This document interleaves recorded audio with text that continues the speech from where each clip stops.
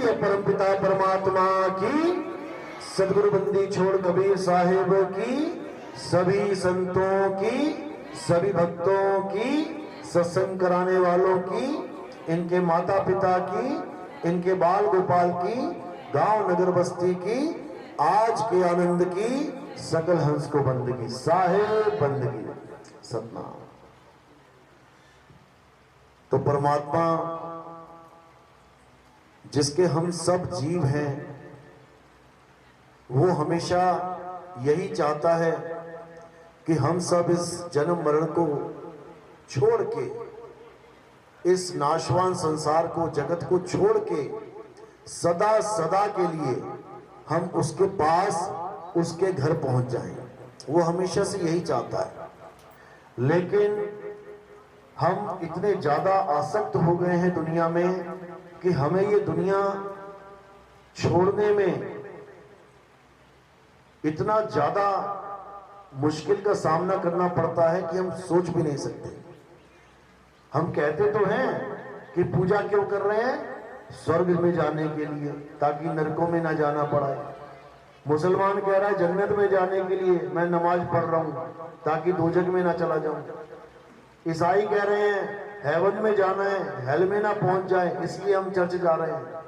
यानी सब के सब अपने पूजा पाठ से किस चीज का इंतजाम करने में लगे हैं? अपने अगले जीवन का। यानी एक बार तो मरेंगे यहाँ पे, लेकिन उसके बाद कहां जाएंगे? कोई कहता है स्वर्ग जाएंगे, कोई कहता है हेवन जाएंगे, कोई कहता है जन्नत जाएंगे, कोई कह रहा है सचखंड जाएंगे।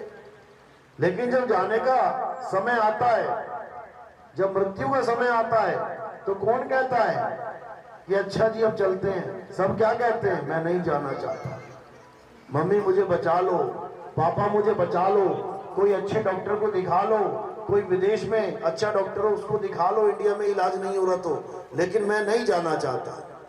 कहने का मतलब, आज तक जितना भी पूजा पाठ किया, आज तक जितना भी गुरुद्वारे गए, चर्च गए, मस्जिदों में गए, वो सब फीका पड़ गया। मौत के सामने सब फीका पड़ गया।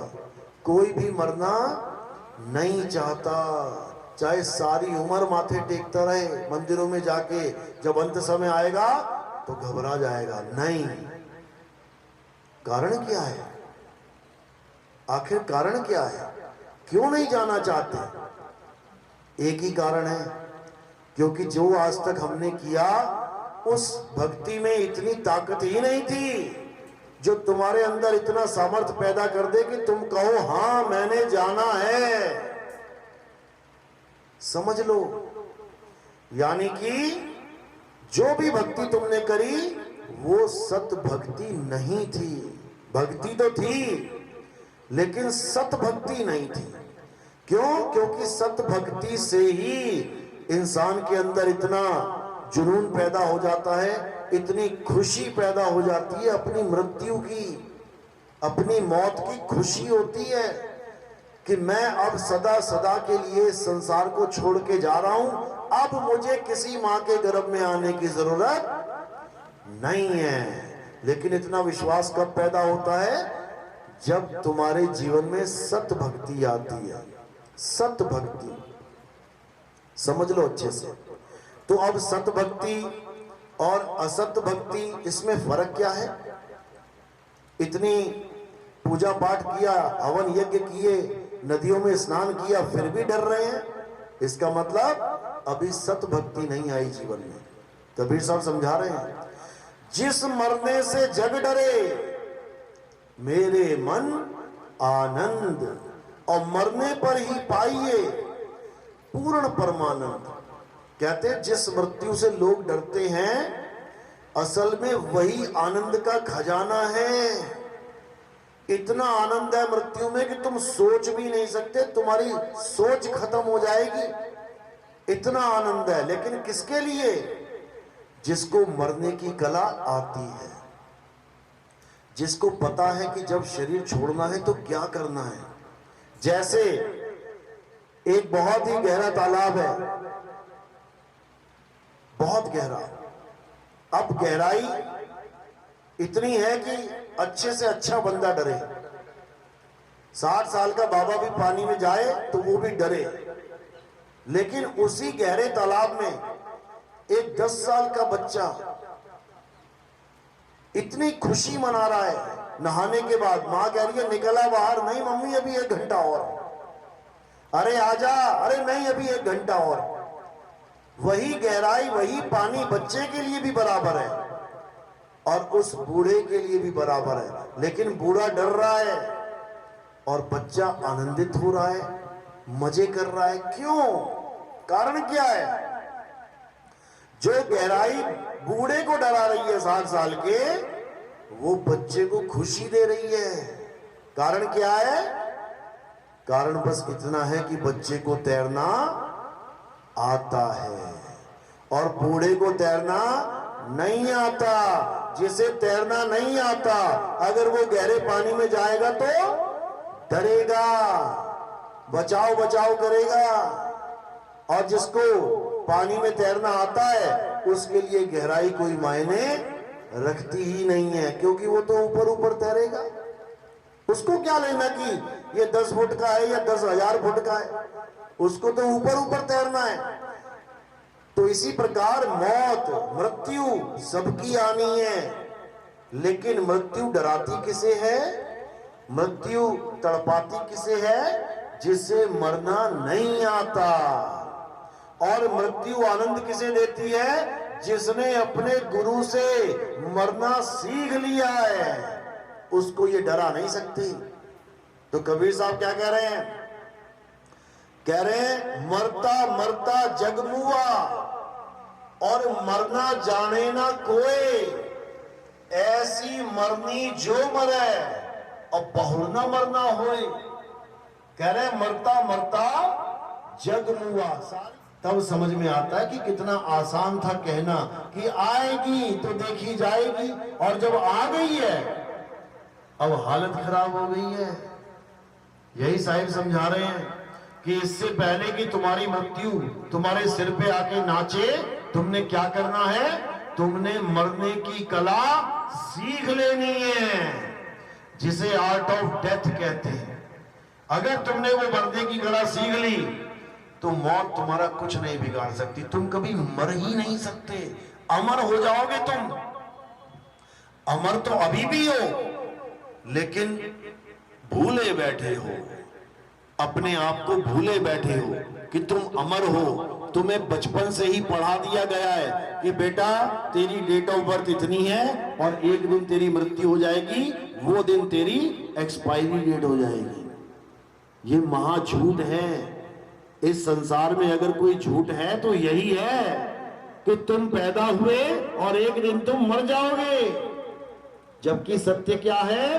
ना तो तुम कभी पैदा हुए और ना ही तुम कभी मरोगे। किसी की ताकत नहीं है जो तुम्हें मार दे, क्योंकि तुम शरीर नहीं, एक आत्मा हो। तुम शरीर नहीं हो जो तुम सोचो कि मैं लड़का, मैं लड़की, मैं हाथी, मैं घोड़ा, मैं बिल्ली, मैं बकरी। जो शरीर तुम धारण कर लेते हो तुम्हें वैसा ही आभास होने लग जाता है कि मैं ये शरीर हूं, जबकि सत्य क्या है? तुम एक आत्मा हो, तुम मालिक के अविनाशी जीव हो। गाते भी हैं ईश्वर अंश जीव अविनाशी। अविनाशी का मतलब ये नहीं होता कि तुम पैदा हो जाओ और एक दिन मर जाओगे। अविनाशी का मतलब है जिसका कोई विनाश कर ही ना सके।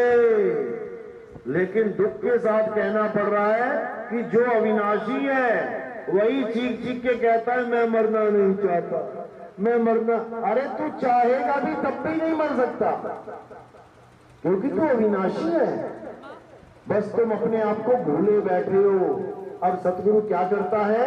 सतगुरु तुम्हें याद दिलाता है कि बेटा तू अविनाशी है, तू ये मरने जन्मने के चक्कर में मत पड़। तो ये कब ज्ञान होता है? जब हमारे जीवन में कोई सतगुरु आता है। अब सतगुरु बोलते ही क्या समझ में आया कि गुरु तो वो है, लेकिन सत आगे लगा हुआ है, तो क्या बन गया? सतगुरु। सतगुरु यानी जो सच्चा गुरु है, अब सच्चा गुरु बोला है तो कोई भैया झूठा गुरु भी होगा, जब सतगुरु बोला है तो असतगुरु भी होगा। बिल्कुल है, बिल्कुल है, भरा पड़ा है संसार असतगुरु से। बस तुमने पहचानना है कि सतगुरु कौन होता है और असतगुरु कौन होता है। असतगुरु का मतलब ये नहीं कि वो तुम्हें चोरी करना सिखाएगा, असतगुरु का मतलब ये नहीं कि वो तुम्हें गालियां देना सिखाएगा, वो तुम्हें जुआ या व्यभिचार करना सिखाएगा। असतगुरु और सतगुरु में क्या फर्क है, अच्छे से समझ लो। असतगुरु वो होता है जो तुम्हें भक्ति तो देता है लेकिन असत्य भक्ति देता है। असत्य भक्ति यानी झूठी भक्ति, भक्ति तो करवाएगा लेकिन झूठी दीक्षा देगा। अब ये क्या होता है झूठी दीक्षा, ये क्या होता है झूठी भक्ति, इसको समझ लो अच्छे से। दो प्रकार की भक्तियां हैं, एक सत्य भक्ति, एक असत्य भक्ति। सत्य भक्ति क्या है, जब हम सत्य की भक्ति करते हैं। अध्याय 2 24वां श्लोक 16वां श्लोक पढ़ो, क्या कह रहा है। हे अर्जुन, इस दुनिया में दो प्रकार के तत्व हैं, एक असत्य तत्व और एक सत्य तत्व। असत्य तत्व वो होता है जो जन्मता और मर जाता है, और सत्य तत्व क्या होता है, जो ना कभी जन्मता है और ना कभी मरता है। असत्य क्या होता है, जो पल पल बदलता है, सदा एक सा नहीं रहता। सत्य क्या होता है, जो कभी नहीं बदलता, सदा एक सा रहता है। इन दोनों में जिस दिन फर्क करना सीख लोगे उस दिन तुम्हें समझ में आ जाएगा कि हम असत्य भक्ति कर रहे हैं या सत्य भक्ति कर रहे हैं। इसमें किसी का नाम लेने की जरूरत नहीं है कि हिंदू या मुस्लिम या सिख या ईसाई, किसी का मतलब नहीं है नाम लेने का। इसमें दो ही चीजें हैं, सत्य और असत्य, और वो सबके लिए एक है, वो सबके लिए अलग अलग नहीं है। आग सबको आग लगा देगी ना, सब जल जाएंगे, हिंदू जलेंगे या मुस्लिम, सिख या ईसाई, सारे ही जल जाएंगे आग में। पानी गला गीला करता है, किसका करता है, हिंदुओं का, मुस्लिम का, सिख का या ईसाई का, चारों का। हवा सब ले रहे हैं, आकाश के नीचे सब खड़े हैं, धरती के ऊपर सब रह रहे हैं। यानी ये तत्व हर इंसान को एक जैसा अनुभव करवाता है, एक जैसी सुविधा देता है। तो एक है असत्य तत्व जो सबके लिए असत्य है, हिंदू मुस्लिम सिख ईसाई सबके लिए, और वो क्या है, जो जन्मता और मर जाता है, वो असत्य है। यानी ये शरीर असत्य है, जन्मता भी है और एक दिन मर भी जाता है, ये पल पल बदलता भी है। तुम रोज अपनी फोटो खींचना शुरू करो, तुम रोज अपनी शक्ल शीशे में देखो, तुम फर्क नहीं कर पाओगे रोज कि कितना बदल रहे हो। लेकिन जब 10 साल लगातार फोटो खींचते रहे तो पहली फोटो और आखिरी फोटो को जब मिला के देखोगे तो तुम्हें जमीन आसमान का अंतर दिखाई देगा। क्यों? क्योंकि ये माया इतनी प्रबल है कि तुम्हें आभास तक नहीं होने देती कि तुम रोज बदल रहे हो, थोड़ा थोड़ा थोड़ा थोड़ा रोज बदल रहे हो। और जब बहुत ज्यादा बदल जाते हो तब पहली फोटो और आखिरी फोटो में अंतर तुम्हें स्पष्ट समझ में आने लग जाता है। अपनी बचपन की फोटो देख लो, ये मैं हूं छोटा सा, ये मैं 10वीं में था, ये मैं कॉलेज में था, इसमें मेरी शादी हो गई, चारों फोटो को मिला के देख लो, अलग अलग हो गई हैं, यानी बदल रही है। इसका मतलब झूठ है, असत्य है। अब जो शरीर की पूजा करे तो समझ लो कि वो असत्य की पूजा कर रहा है। शरीर इज इक्वल टू असत्य है। अब किसका शरीर असत्य? सबका शरीर असत्य है।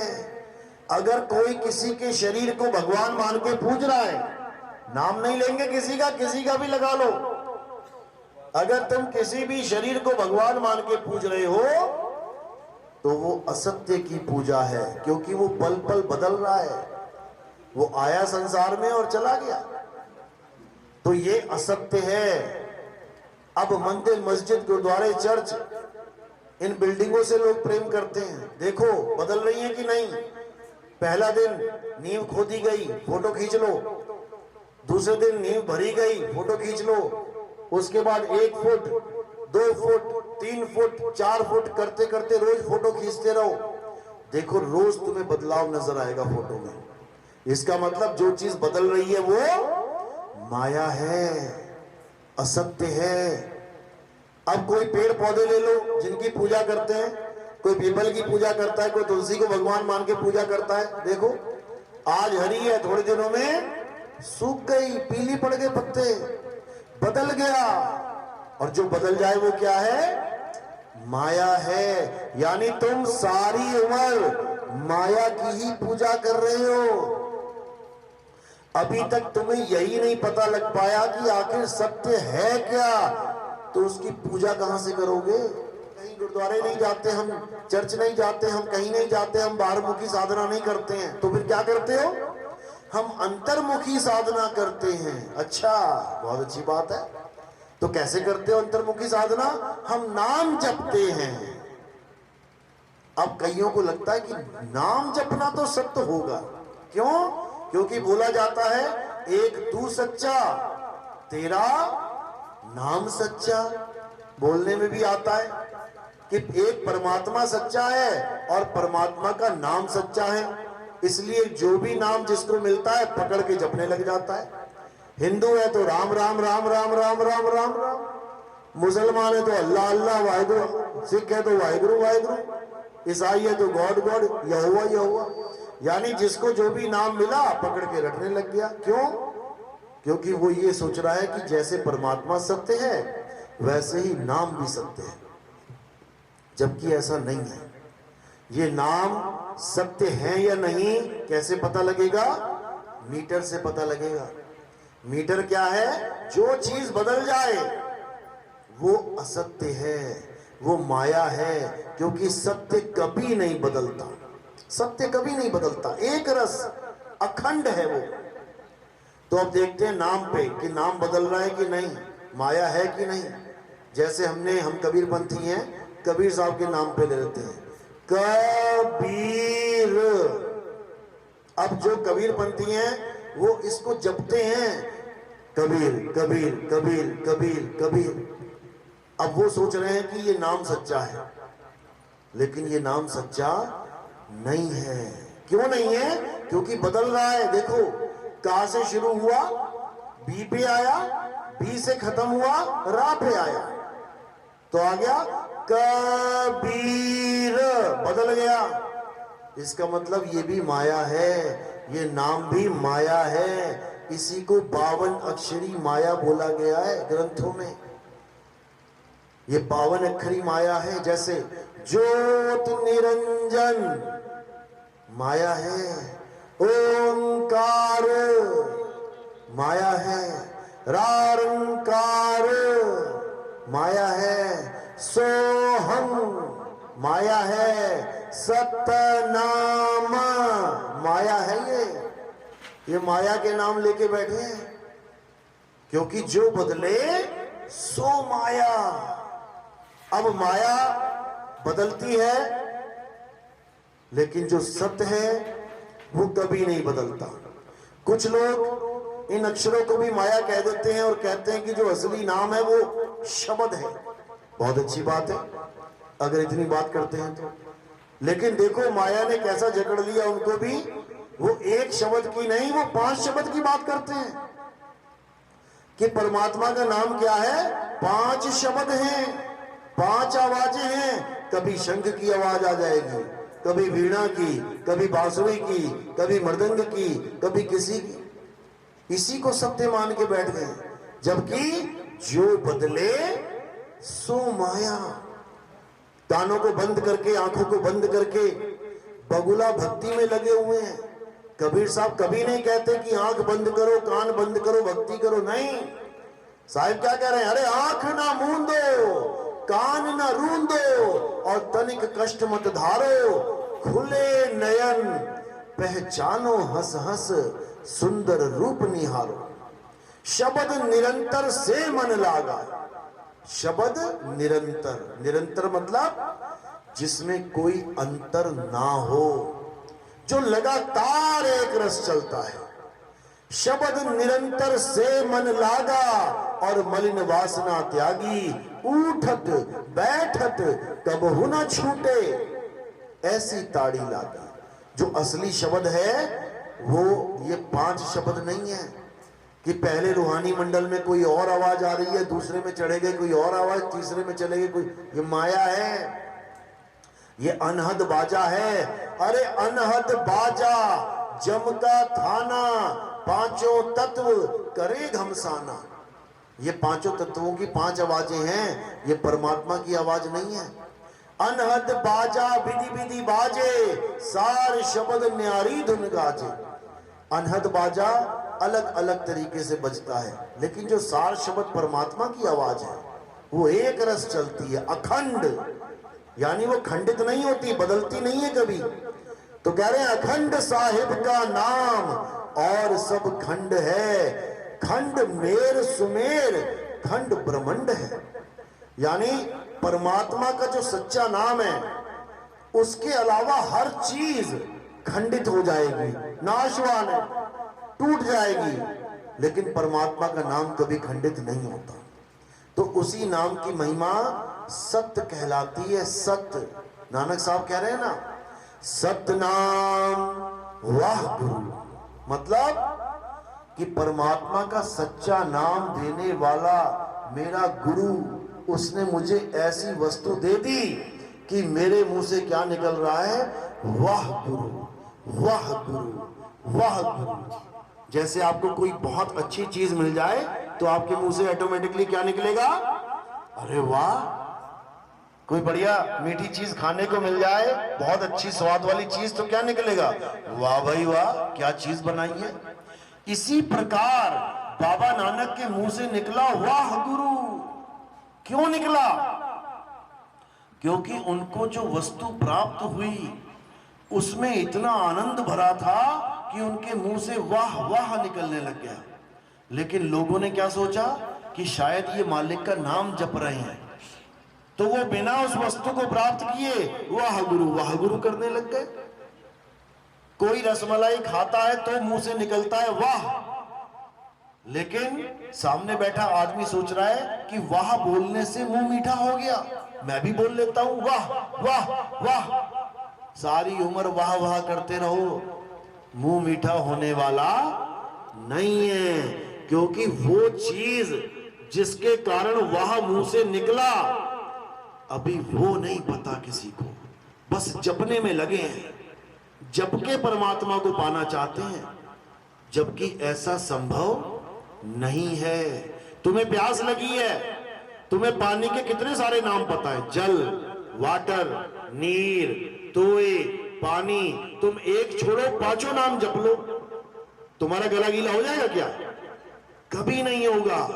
जब तुम्हारी बुद्धि यहां पर विवेक जागृत कर रही है कि नाम जपने से गला गीला नहीं होगा, भोजन नाम जपने से खाना नहीं मिलेगा, धन पैसा जपने से पैसा नहीं मिलेगा, तो तुम्हारी बुद्धि वहां क्यों सो जाती है जहां पर ये लोग कहते हैं कि नाम जपने से भगवान मिल जाएगा।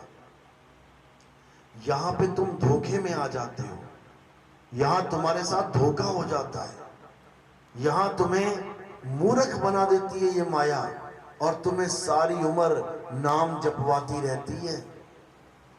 तुम सारी उम्र राम राम राधे राधे जपते रहते हो, तुम सारी उम्र वाहेगुरु जपते रहते हो, तुम सारी उम्र अल्लाह जपते रहते हो, जबकि परमात्मा नाम जपने से कभी नहीं मिलता। कबीर साहब वाणी में समझा रहे हैं, मोको कहां ढूंढे रे बंदे, मैं तो तेरे पास में, बिल्कुल हमारे पास है परमात्मा। कितना पास है? जिसको कहते हैं अंग संग, सुना भी होगा आपने, परमात्मा हमारे अंग संग है। अंग संग मतलब ये माला मेरे अंग संग है, यानी मेरे अंग के साथ लगी हुई है, ये कपड़े मेरे अंग संग हैं, इतना पास है परमात्मा, लेकिन हमें उसका आभास नहीं है, हमें उसका पता नहीं है, इसलिए हमें जैसा कोई कहता है वैसा करने लग जाते हैं।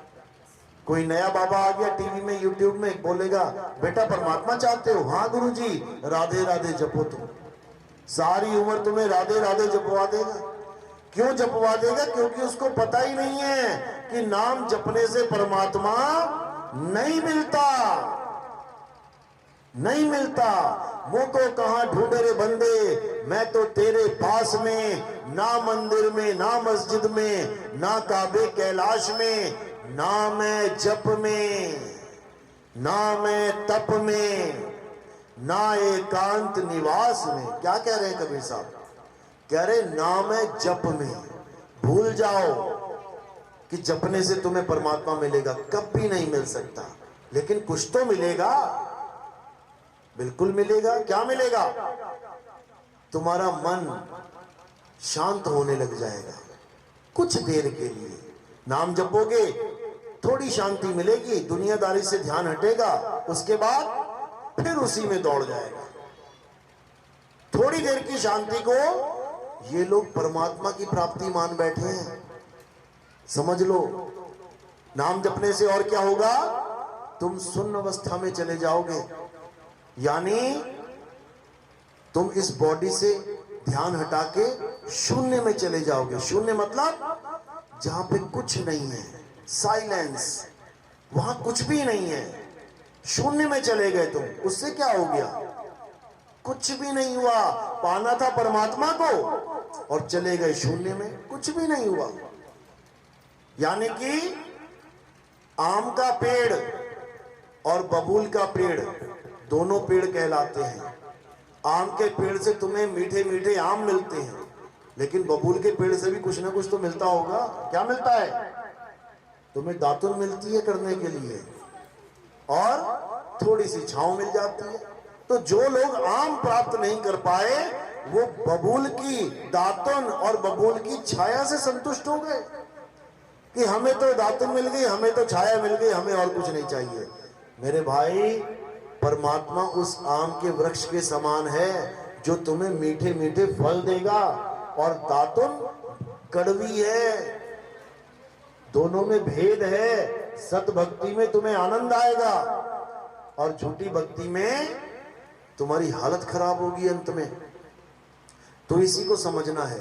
नाम जपना सबसे बड़ा बंधन है परमात्मा ना मिलने का, सबसे बड़ा कारण है परमात्मा को ना पाने का। जो लोग नाम जपते हैं वो कभी जीवन में परमात्मा नहीं पा सकते। तो फिर क्या करें? नाम जपना छोड़ दें? बिल्कुल छोड़ दो, बिल्कुल छोड़ दो। हिंदू है तो राम राम जपना छोड़ दे, मुस्लिम है तो अल्लाहु अल्लाहु जपना छोड़ दे, सिख भाई है तो वाहिगुरु वाहिगुरु जपना छोड़ दे, ईसाई है तो हालेलुया जपना छोड़ दे। तो करें क्या? ग्रंथों में ही लिखा है जो करना है। गीता में क्या लिखा है? हे अर्जुन, इस दुनिया में केवल एक सत्य है और वो आत्मा है। आत्मा को ना तो कोई पैदा कर सकता है, ना ही आत्मा का कोई नाश कर सकता है। आत्मा को कोई शस्त्र छू नहीं सकता, काट नहीं सकता। आत्मा को अग्नि जला नहीं सकती, आत्मा को पानी भिगो नहीं सकता, आत्मा को वायु सुखा नहीं सकती। तो क्या है सत्य? आत्मा सत्य है। शरीर को काट भी सकते हैं, जला भी सकते हैं, बुझा भी सकते हैं, गला भी सकते हैं, सब कुछ कर सकते हैं। तो शरीर नाशवान है, असत्य है, आत्मा सत्य है। तो क्या लिखा है गीता में? अध्याय 3 17वां श्लोक क्या कह रहे हैं? हे अर्जुन, जो अपनी आत्मा में रमण करता है, जो अपनी आत्मा में तृप्त है, जो अपनी आत्मा में संतुष्ट है, उसके लिए कोई धार्मिक कर्म कर्तव्य लागू ही नहीं होता। यानी वो हिंदू है तो उसे कोई जरूरत नहीं मंदिर जाने की, वो मुसलमान है उसे कोई जरूरत ही नहीं मस्जिद जाने की, वो सिख है उसे कोई जरूरत नहीं गुरुद्वारे जाने की, वो ईसाई है उसे कोई जरूरत नहीं चर्च जाने की। कब? जब वो अपनी आत्मा में रमण करना सीख ले। अध्याय 3 17वां श्लोक यही समझा रहा है। लेकिन हमें आत्मा में रमण करना तो आता नहीं। वो वृंदावन में एक मंदिर बना दिया रमण रेती, उसमें जाके गोल मटोल ऐसे घूम रहे हैं रेत में। अरे रेत में ही घूमना है तो 84 लाख योनियां पड़ी हुई हैं, चले जाओ उसमें। कुत्ता बिल्ली बकरा हाथी घोड़ा रेत में ही तो घूम रहे हैं सारे। रेत में सो जाते हैं, रेत से ही उठते हैं, फिर रेत में सो जाते हैं मिट्टी में। हम इंसान हैं। ये इंसान जन्म बड़ी मुश्किल से मिला है। ये रेत में लौटने के लिए नहीं मिला है, ये आत्मा में समाने के लिए मिला है। हे अर्जुन, जो अपनी आत्मा में दृढ़ हो जाते हैं, जो अपनी आत्मा में अचल हो जाते हैं, उनके जन्म मरण के बंधन टूट जाते हैं, उनको कोई जरूरत नहीं है। अब गुरु ग्रंथ साहब में क्या लिखा है? उसमें ये नहीं लिखा है कि तुम वाहिगुरु वाहिगुरु करो। उसमें क्या लिखा है? उसमें लिखा है आत्म देव पूजिए, गुरु के सहज सुभाए। यानी अगर तुम सच में गुरु की शरण में आ गए हो तो तुम्हें वो आत्मा की पूजा करना सिखाएगा, शरीरों की पूजा करना छुड़वाएगा। वो तुम्हें आत्मा का नाम बताएगा, वो तुम्हें 52 अक्षरी नाम यानी इंसानों के द्वारा बनाए गए हिंदी पंजाबी उर्दू फारसी अरबी के नाम छुड़वाएगा। छोड़ दो ये अपनी अपनी भाषाओं के नाम। इन नामों की वजह से ही तुम अलग अलग हो गए हो। परमात्मा एक, उसके सारे जीव, फिर भी अलग अलग होके बैठे हो। क्यों? कारण क्या है? ये अक्षर, मैं हिंदू हूं, मैं मुसलमान हूं, मैं सिख हूं, मैं ईसाई हूं, कैसे हो गए अलग अलग? अक्षरों की वजह से। अक्षरों की वजह से। किसने बनाए ये अक्षर? ये आदि मानव ने बनाए हैं। कौन होता है आदि मानव? जो जानवर की तरह रहता है जमीन पे, कपड़े नहीं है पहनने को, नंगा घूम रहा है, खाने को कोई फल फ्रूट नहीं है, उगाने को जो जंगल में मिल गया खाना पड़ रहा है, खेती बाड़ी का कोई ऑप्शन नहीं है, मकान दुकान नहीं है उसके पास, कोई भाषा नहीं बोलता, जानवरों की तरह आ ऊ कर रहा है, इशारे करता है जैसे कुत्ता रो रहा है, बिल्ली म्याऊ म्याऊ कर रही है। उसके पास कुछ भी नहीं है, खाली हाथ बेचारा पैदा हो गया है। धीरे धीरे धीरे समय बीता, उसने पत्थर से पत्थर टकरा के आग की खोज कर ली। किसने करी आग की खोज?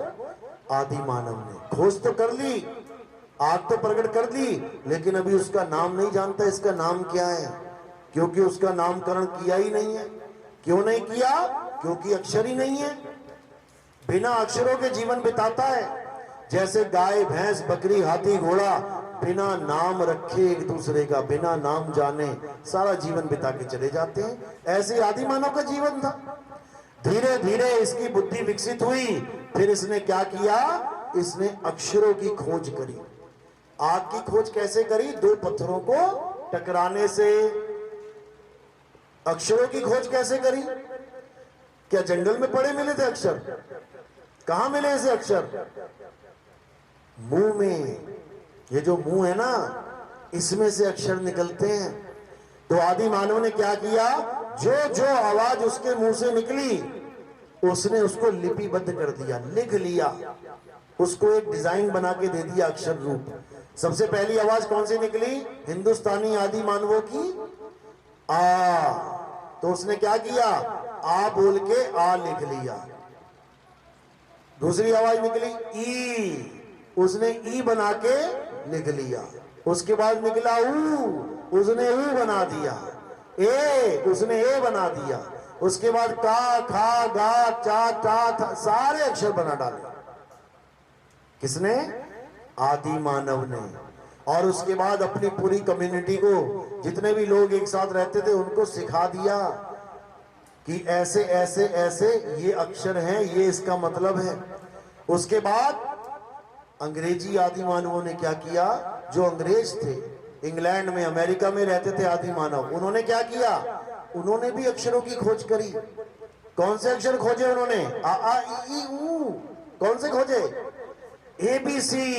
उनके मुंह से कौन सा अक्षर निकला? पहला ए। उसके बाद निकला बी, फिर निकला सी, फिर निकला डी।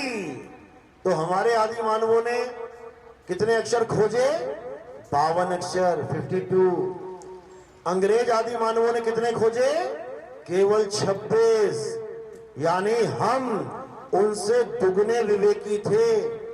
हमारे बुजुर्ग उन अंग्रेजों से दुगना बुद्धि रखते थे। हमने 52 खोज लिए, वो बेचारे आज तक 27वां नहीं खोज पाए। ये दोनों में फर्क था। उसके बाद क्या हुआ? उसके बाद उन्हीं अक्षरों से उस आदि मानव ने जो भी चीज दिखाई दी उसका नाम रखना शुरू कर दिया।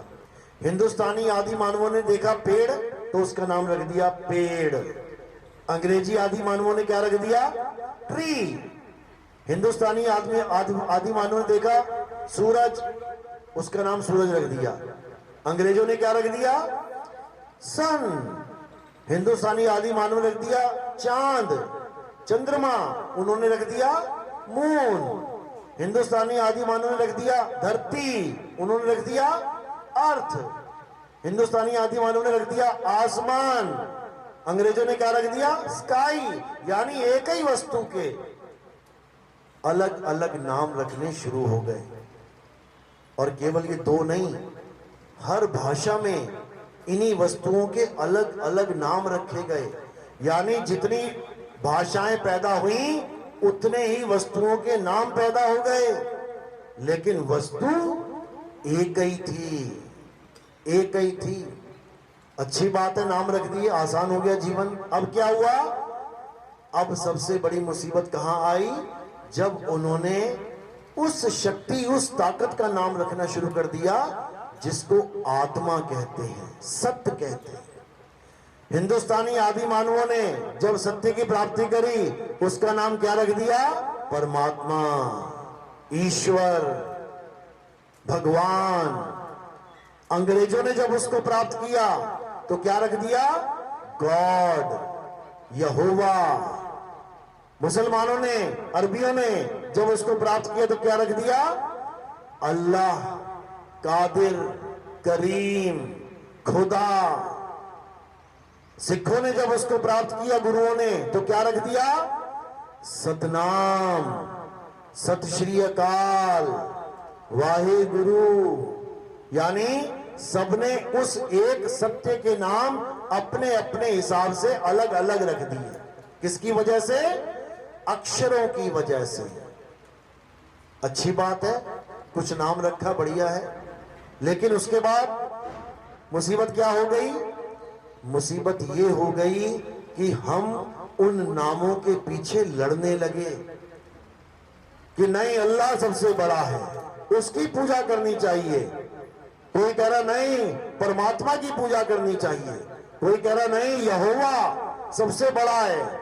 कोई कह रहा है गॉड सबसे बड़ा है। कोई कह रहा है वाहिगुरु, सत श्री अकाल सबसे बड़ा है। जबकि ये सारे नाम उसी एक चीज के हैं, एक ही वस्तु के नाम हैं, जल के नाम। ये ग्लास में क्या रखा है? पानी। लेकिन पानी एक रीजनल लैंग्वेज है, एक प्रदेश की भाषा है।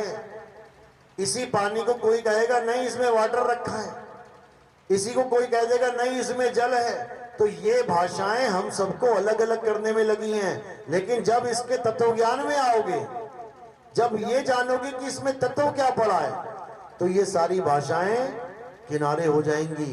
तत्व रूप में इसमें क्या पड़ा है? H2O, यानी हाइड्रोजन के 2 मॉलिक्यूल, ऑक्सीजन का 1 मॉलिक्यूल। तुम जहां भी ये पानी देखोगे, याद रखना वो हाइड्रोजन और ऑक्सीजन के ही मॉलिक्यूल मिले हुए हैं। उसका नाम पानी नहीं है, रख दिया गया है। उसका नाम वाटर नहीं है, रख दिया गया है। उसका नाम नीर नहीं है, रख दिया गया है, इन अक्षरों की वजह से। तो क्या हुआ? जो सत्य है उसके भी नाम रख दिए गए हैं नहीं, उसका कोई नाम नहीं है। परमात्मा का कोई नाम नहीं है, रख दिए गए हैं अलग अलग भाषा में। इसीलिए 10वीं पातशाही ने 1000 नाम रखे। परमात्मा के नाम लिखे 1000 और सबसे लास्ट में क्या नाम रख दिया? अनामी, यानी उसका कोई नाम नहीं है। कुरान में अल्लाह के 99 नाम लिखे गए हैं। अल्लाह के पास यही काम था क्या? बैठा बैठा अपने नाम ही लिखता रहा, 99 नाम। भगवान राम का नाम दशरथ जी ने एक नाम रखा था, राम।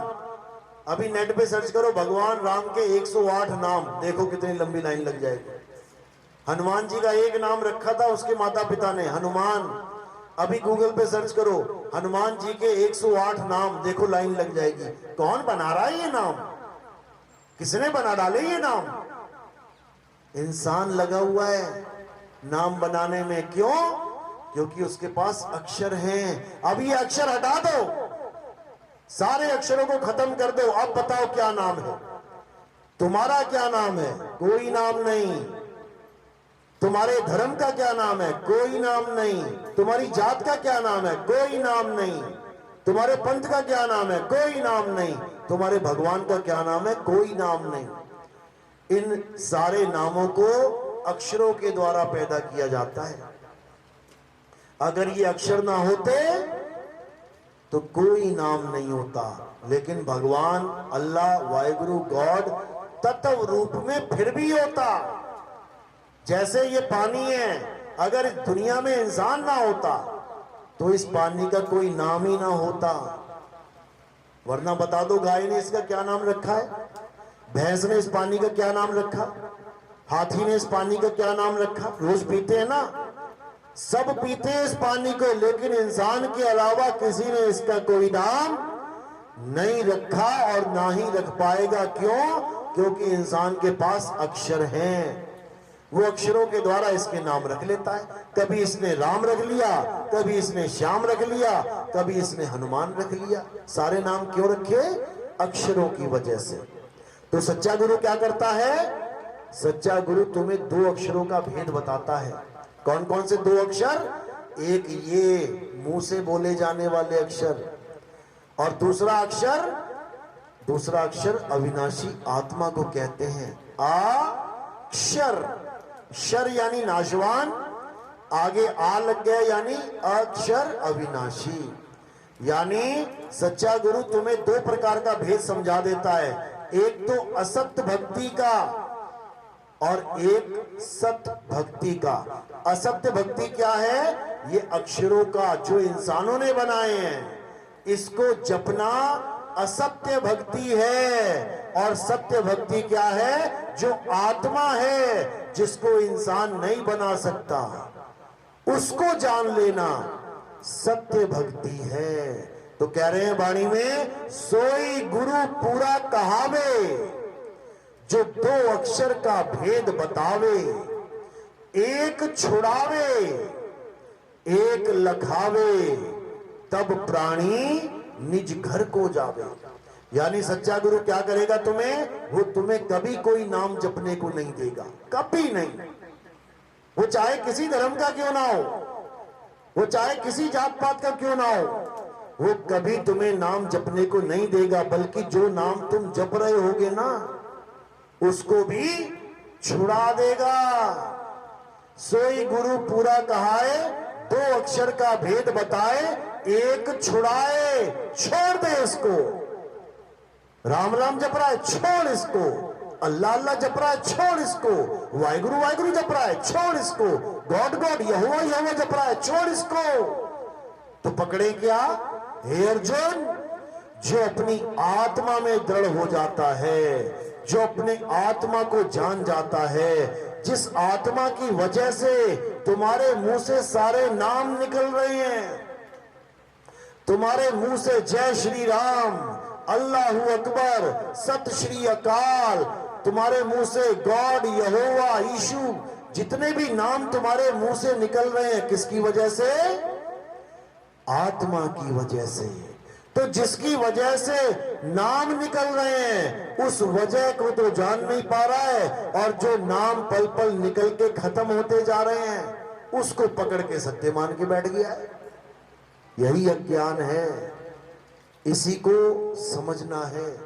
तो कबीर साहब कह रहे हैं कि मुंह से निकलने वाले ये नाम सत्य नहीं है, ये 52 अक्षरी नाम है। गुरु ग्रंथ साहब में साहिब क्या कह रहे हैं? अंग नंबर 340 पढ़ो गुरु ग्रंथ साहब, क्या लिखा है? 52 अक्षर लोक त्रय, सब कुछ इन्हीं माही, और ये आखर खिर जाएंगे, वो आखर इनमें नाही। यानी 52 अक्षरों के द्वारा जो तुमने ग्रंथ बना लिए हैं, तुमने वेद पुराण बना लिए हैं, तुमने कुरान बना ली, तुमने बाइबल बना ली, तुमने सारे ग्रंथ 52 अक्षरों के द्वारा लिख के भर दिए हैं।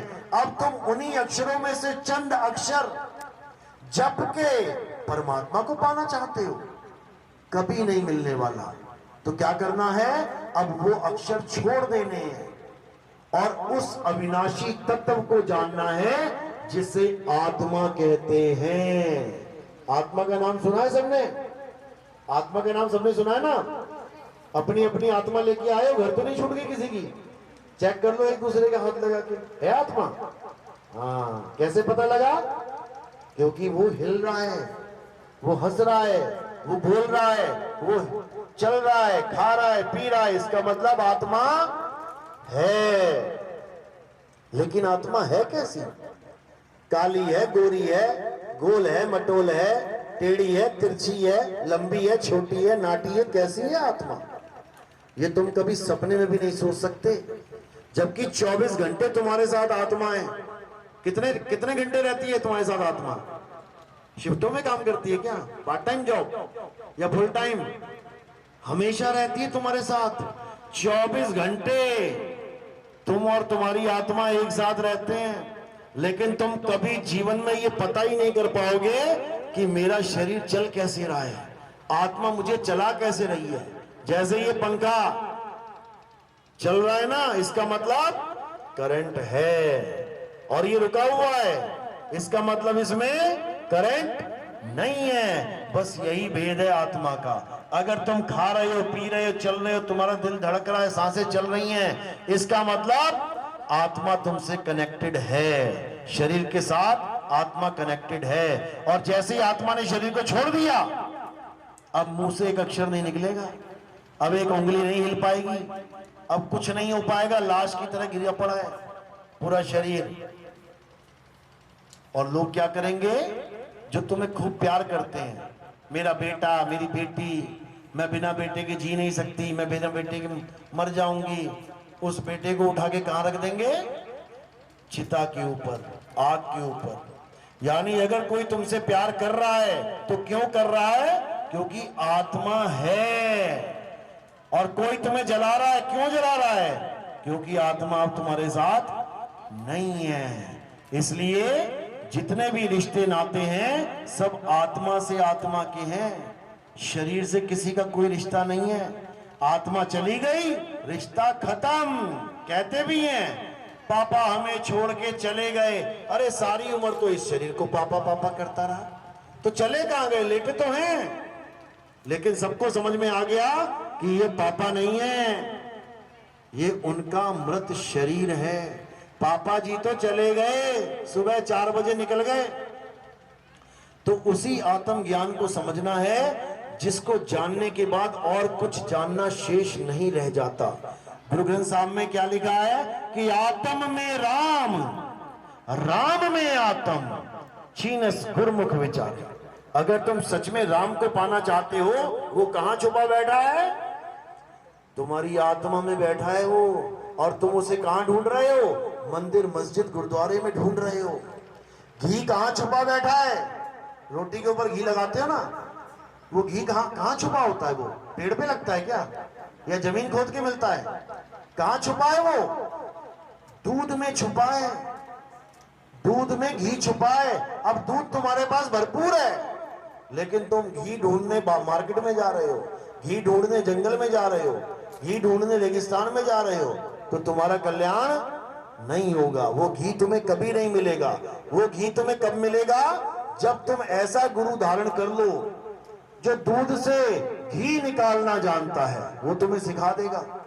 फिर तुम्हें कहीं जाने की जरूरत नहीं है, घर बैठे ही दूध में से घी निकलेगा और जरूर निकलेगा, यही सत्य है। तो अब क्या करना है? ठीक है, आप मंदिर, मस्जिद, गुरुद्वारे, चर्च गए हो, बहुत अच्छी बात है। क्यों? क्योंकि कुछ नहीं से कुछ भला। अच्छी बात है कि परमात्मा परमात्मा, राम राम, अल्लाह अल्लाह करते रहे, अच्छी बात है। लेकिन हमारा जीवन इसलिए नहीं मिला हमें कि हम राम राम, अल्लाह अल्लाह, वाहिगुरु वाहिगुरु करके बिता के चले जाएं। अगर नाम जपने से मुक्ति मिलती है तो सबसे अच्छा नाम तो तोता जपता है। दिन भर बैठा रहेगा, नाम जपता रहेगा, कुछ भी सिखा दो फिर तो उसकी मुक्ति हो जानी चाहिए, नहीं होगी। क्योंकि नाम जपने से मुक्ति होती ही नहीं है। मुक्ति किससे होती है? सत्य को जानने से। तो सत्य क्या है? आत्मा ही सत्य है। इस आत्मा के यानी सत्य के कई नाम रखे इंसान ने। देखो हिंदू गाते हैं ना, ईश्वर सत्य है। अब पहली लाइन में बोल दिया ईश्वर सत्य है, यानी जो तत्व है वो है सत्य, और जो उसका नाम रख दिया है वो है ईश्वर। यानी H2O का नाम रख दिया है पानी। तत्व कौन सा है? H2O, और नाम रख दिया है पानी। तो नाम को थोड़ी देर के लिए किनारे कर देते हैं और तत्व पे बात करते हैं। तत्व है H2O, यानी तुम H2O लिख दो तो पूरी दुनिया में समझ लिया जाएगा कि ये बात किसकी चल रही है। भले तुम उसको पानी ना बोलो, वाटर ना बोलो, उसको कुछ मत बोलो, तुमने H2O लिख दिया और जानकार बंदा है, समझता है कि H2O क्या है, उसको इससे मतलब ही नहीं कि तुम उसको अपनी प्रदेश की भाषा में क्या बोलते हो। इसी प्रकार अगर तुमने सत्य को जान लिया, सत्य क्या है, फिर तुम्हें इससे कोई फर्क नहीं पड़ेगा कि हिंदू उसका क्या नाम रख के बैठा है, मुसलमान उसको क्या कहता है, सिख उसको क्या बोल रहा है, और ईसाई ने उसका क्या नाम रख दिया है, क्योंकि सत्य सबके लिए एक है। तो सत्य क्या है? आत्मा ही सत्य है। अब इस आत्मा के नाम यानी सत्य के नाम कितने रखे हैं? हिंदू ने रखा ईश्वर सत्य है। अब सत्य हटा दो और आत्मा फिट कर दो वहां पर, यानी ईश्वर आत्मा है, यानी ईश्वर शरीर नहीं है। तो ईश्वर सत्य है यानी ईश्वर आत्मा है, सत्य ही शिव है, यानी आत्मा शिव है। शिव मतलब देखो कैसे लिखा है शिव, श ई की मात्रा और वाह। अब जो ई की मात्रा है ई, उसका मतलब है ईश्वर, और वो कहां विद्यमान है? अगर ई हटा दो तो क्या बचा? शिव में से ई हटा दिया, क्या बचा? शव। शव यानी ये काया, ये शरीर शव है। इसमें जब तक ईश्वर बैठा है तब तक ये खा रही है, पी रही है, हंस रही है, बोल रही है, डोल रही है, रिश्ते बना रही है। और जैसे ही ईश्वर निकल गया इस शव में से, अब लाश पड़ी हुई है, शव पड़ा है, उठा के लेके जला दो। तो ईश्वर सत्य है, सत्य ही शिव है, शिव ही सुंदर है, यानी वो आत्मा की वजह से ही सब कुछ सुंदर दिख रहा है। समझ लो तुम्हारे खिलखिलाते चेहरे आत्मा की वजह से हैं, और जैसे ही आत्मा निकल गई अब ये चेहरा देखने का मन नहीं करेगा किसी को। आंखें ऊपर चढ़ जाएंगी, मुंह खुल जाएगा, जीभ बाहर आ जाएगी, बड़ा सुंदर लगेगा क्या? बिल्कुल नहीं। यानी अगर तुम्हारा चेहरा सुंदर दिख रहा है केवल आत्मा की वजह से। ये पंखा चल रहा है ना करंट की वजह से, चलते हुए पंखे के लिए लड़ाई हो जाती है, मेरी तरफ कर भाई, मेरी तरफ कर, मेरी तरफ कर, मेरी तरफ कर, हवा कम आ रही है मुझे इधर कर। और जब पंखा नहीं चल रहा हो ना, कौन लड़ेगा मेरी तरफ कर? इसका भाव नहीं है, इसके भाव बहुत ऊंचे हैं। यानी जहां आत्मा जुड़ी हुई है वो सुंदर है, और जहां आत्मा नहीं जुड़ी हुई है वो मुर्दा है, फूको इसको। तो हिंदुओं ने उस सत्य का नाम रखा ईश्वर, मुसलमानों ने क्या रख दिया? अल्लाह। अल्लाह अल हक, यानी सत्य ही अल्लाह है। ईसाइयों ने क्या नाम रख दिया? God is truth. ट्रुथ क्या है? सत्य, यानी आत्मा। इसीलिए ईसाई कहते हैं होली स्पिरिट, पवित्र आत्मा आ जाओ, पवित्र आत्मा आ जाओ, पवित्र आत्मा मुझे चंगा कर दो। हिंदू से ईसाई बन रहे हैं लोग पवित्र आत्मा करते हुए। क्यों? क्योंकि उन्हें गीता का पाठ ही नहीं पता है। अरे गीता आत्मा को ही तो बता रही है। हिंदू रह के आत्मा कभी किया नहीं, ईसाई होके अब 24 घंटे पवित्र आत्मा कर रहे हैं। इससे अच्छा हिंदू होके जान लेते गीता में क्या लिखा है। ये झगड़े तो ना होते। हिंदू से बार बार ईसाई बन रहे हैं, सबको टेंशन हो रही है, अरे यहाँ तो ईसाई बहुत ज्यादा हो जाएंगे, इनकी सरकार हो जाएगी, ऐसा हो जाएगा वैसा हो जाएगा। तो अपने ग्रंथों को पढ़ा दो ना हिंदुओं को। क्यों नहीं पढ़ा रहे? क्यों उनके सिर पत्थर में फुलवा रहे हो? क्यों नहीं बताते आत्मा के बारे में? एक अविनाशी जीव आत्मा को तुम पत्थर पुजवा रहे हो, सारी उम्र पत्थर की पूजा करवा रहे हो, तो गलत काम तो तुम कर रहे हो। जबकि हमारे ग्रंथों में आत्मा का जिक्र है, गीता भरी पड़ी है आत्म ज्ञान से, लेकिन किसी के पास समय ही नहीं है। पत्थर पूजना आसान है, गए टीका लगाया, भोग लगाया, जल चढ़ाया, घर वापस आ गए। गीता पढ़ने में मगजमारी करनी पड़ेगी, समझना पड़ेगा एक एक लाइन को। अरे इतना टाइम किसके पास है? इतने में तो मेरी मीटिंग का टाइम निकल जाएगा।